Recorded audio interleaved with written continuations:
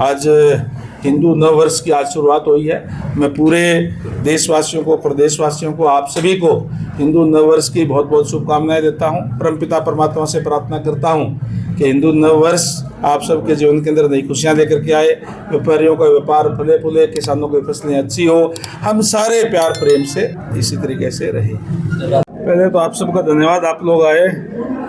आज सिरसा के अंदर महार धर्मशाला में महार समिति द्वारा सम्मान समारोह रखा गया है। मैं प्रधान जी का और सभी जो समाज के लोग हैं उनका तहे दिल से आभार व्यक्त करता हूँ, धन्यवाद करता हूँ कि उन्होंने ज़ोरदार तरीके से स्वागत करने का काम किया है। जिला कुमार सिरसा की हमारी जो समिति है, और आज जिस तरीके से भारतीय जनता पार्टी की सरकार बनने के बाद खासकर जो वैसे तो हर वर्गों के लिए सरकार ने कार्य किए हैं, और खासकर जो मोस्ट बैकवर्ड है उसको सबसे ज़्यादा सम्मान मिला है। क्योंकि जो मोस्ट बैकवर्ड है, जिसको हम BCA बोलते हैं, इसके अंदर ना तो कोई ज़्यादा पैसे वाले लोग होते थे, ना राजनीतिक पहुंच वाले लोग, और जो पहले की जो सरकारें रही है उसके अंदर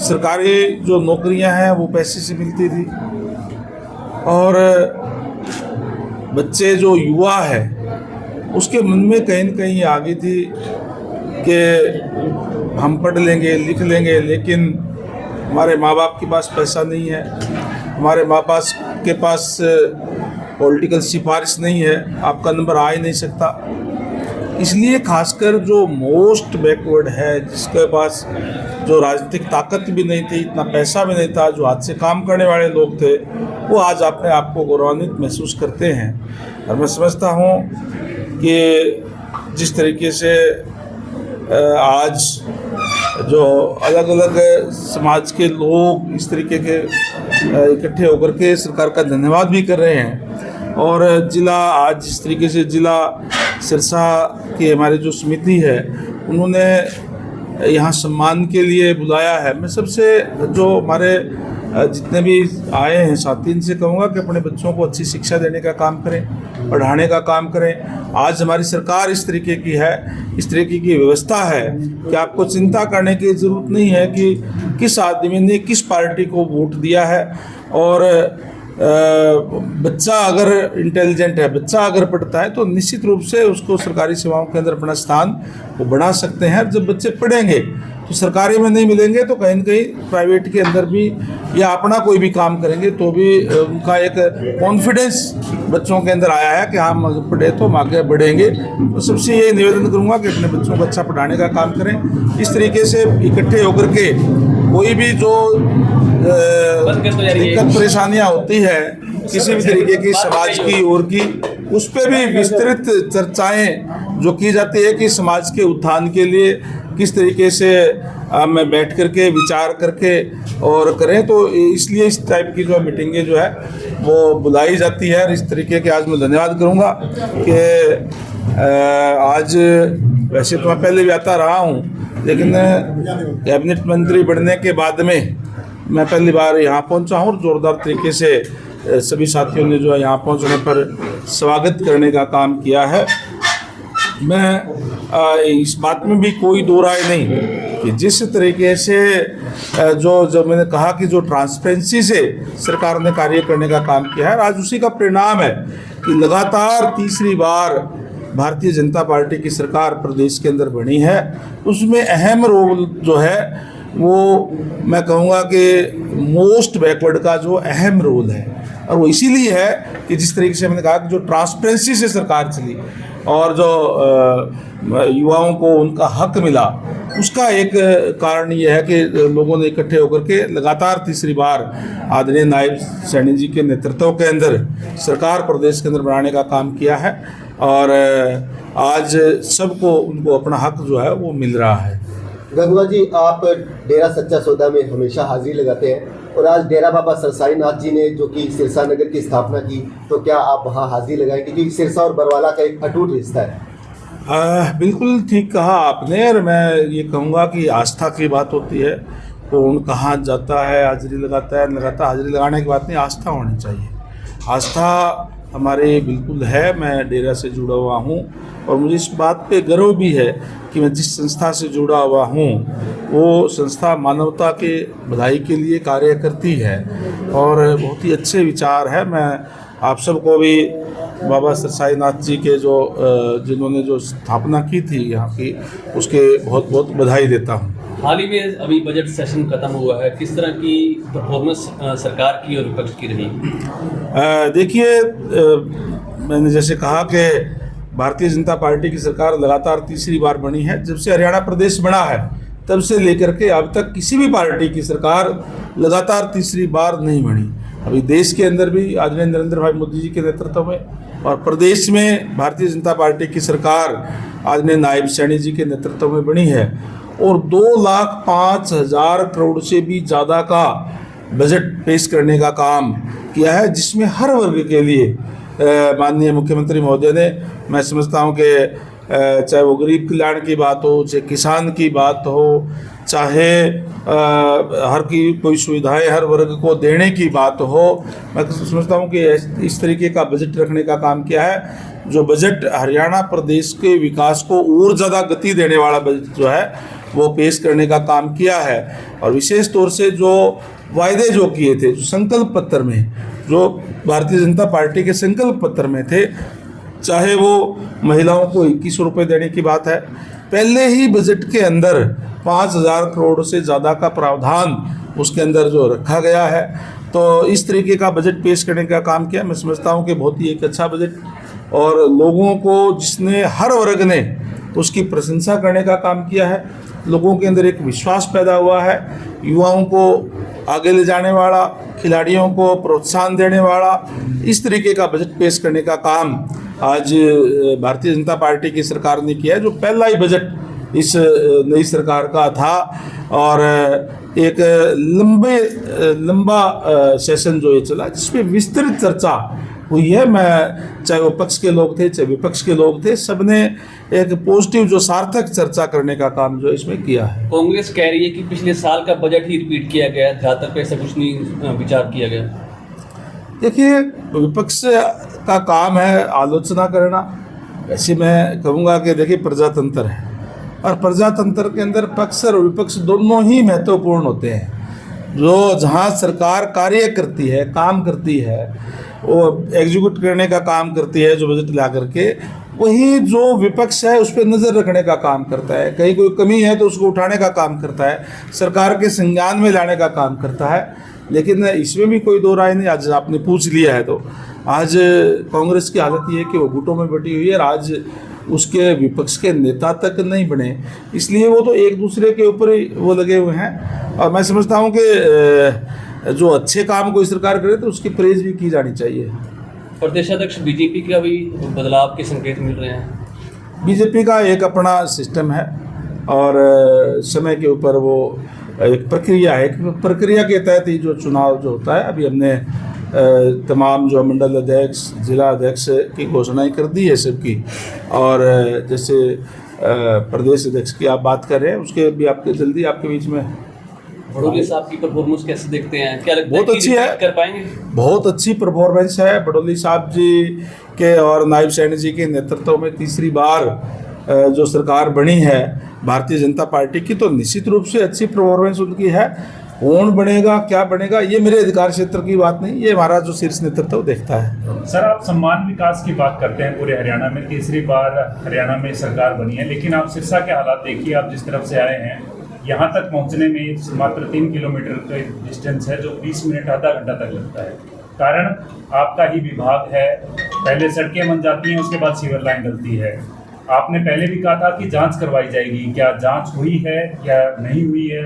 आने वाले समय में क्या देखा जाएगा? क्या सिरसा का इसी तरीके से विकास होगा? बिल्कुल सही समान विकास होगा, मैं आपको आश्वस्त करता हूं। और जहां तक आपने विभाग की बात कही, बिल्कुल मैंने विभाग को कहा कि आपस में कोऑर्डिनेट करने का काम करें। किसी भी विभाग को कोई भी कार्य करना है तो उस पर पहले ये तय करे कि दूसरे विभाग का कोई भी अगर वहाँ काम है तो पहले करवा दे, ताकि इस तरीके की दिक्कत परेशानियाँ ना आए। जहाँ तक आपने विभाग की बात कही, हमारे PWD के अंदर 30,664 किलोमीटर की रोड का रखरखाव हम करते हैं। वैसे तो लगभग 50,000 किलोमीटर से भी ज़्यादा रोड हरियाणा प्रदेश के अंदर है, लेकिन उसका इस तरीके से उसके अंदर हाईवे जाती है जिसका रखरखाव NHAI करती है।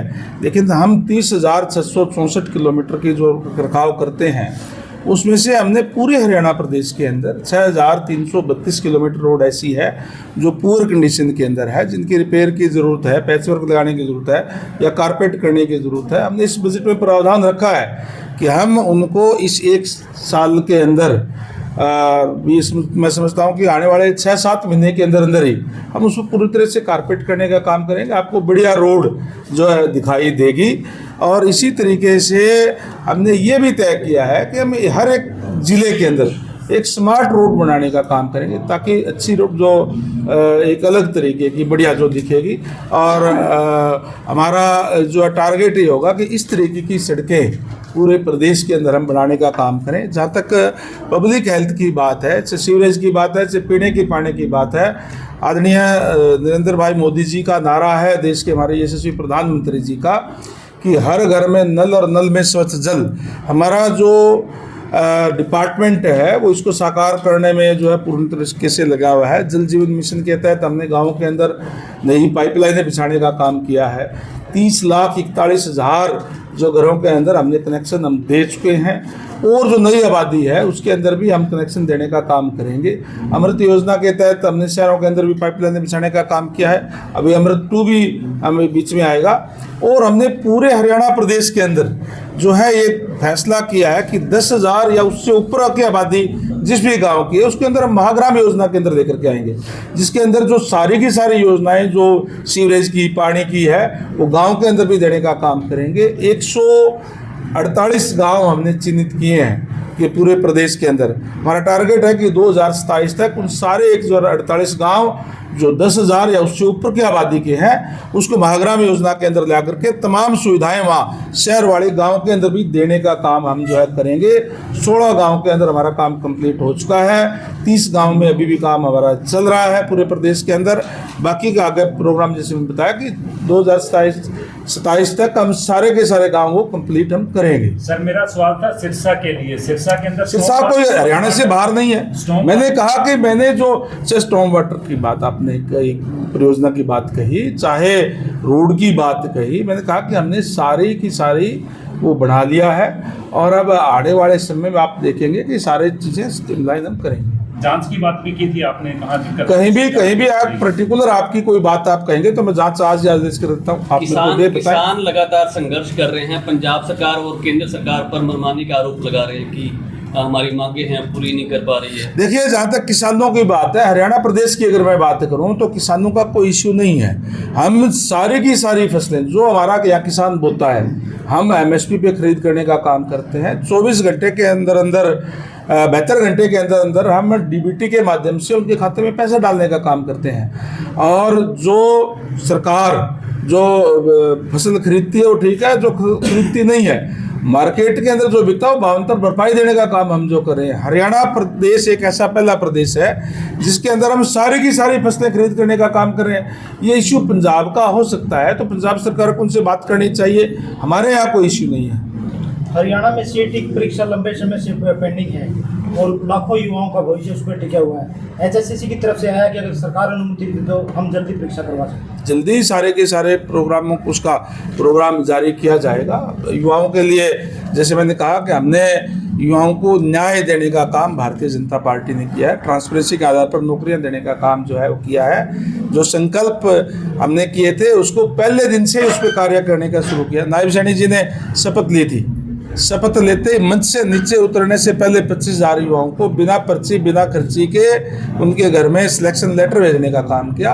तो युवाओं के लिए हमारी सरकार प्रतिबद्ध है। HKRN की सर भर्तियां वो भी सर पेंडिंग चल रही हैं अभी तो। देखिए, जहाँ जहाँ जरूरत होती है, HKRN का मतलब कोई पक्की नौकरियाँ नहीं होती।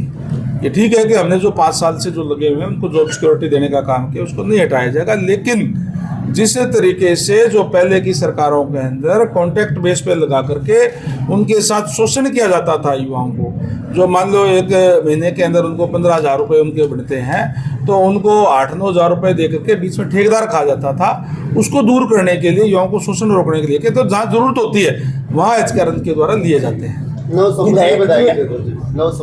विधायक जी जो अपना एक नया संगीत आया हरियाणा का गीत, उसके प्रति आपका क्या? बहुत अच्छी बात है कि कई स्टेटों के अंदर अपना अपना जो है ये राज्य गीत जो होता है, और हमने भी जिस तरीके से हमारा राष्ट्रीय गीत होता है उसी तरह के ऊपर राज्य का गीत हमने बनाने का काम किया है। जो प्रोग्राम जिस तरीके से जहाँ भी कोई सरकारी प्रोग्राम हो गए जैसे स्कूलों के अंदर, जिसके अंदर हरियाणा के पूरी, आपने अगर सुना भी होगा, चाहे वो हरियाणा गीता की धरती है, चाहे वीरों की धरती है, किसानों की धरती है, सारी की सारी चीज़ उसके अंदर है, ताकि यूँ लगे कि हाँ हमारा हरियाणा किस तरीके का है। मैं इसके लिए पूरे प्रदेशवासियों को बहुत बहुत बधाई देता हूँ। आज हिंदुओं का नववर्ष है, शीत युद्ध टाइप का चल रहा है सर। कई सिंगर कहते हैं सरकार जान करके किसी एक पर्टिकुलर सिंगर को टारगेट कर रही है। नहीं, देखिए कोई भी चीज़ इसमें जो है किसी को टारगेट नहीं किया जा रहा, लेकिन हमारे जो गीत होते हैं, लोकगीत होते हैं, रागणियाँ होती हैं, या और जो सिंगर होते हैं वो या तो एंटरटेनमेंट के लिए और दूसरा शिक्षा देने के लिए इस तरीके की होती हैं। अगर कोई उसमें इस टाइप का हो कि युवाओं कहीं न कहीं पथभ्रष्ट हो जाए तो उस पर रोक लगाई जाती है, इसलिए इस टाइप का किया गया है।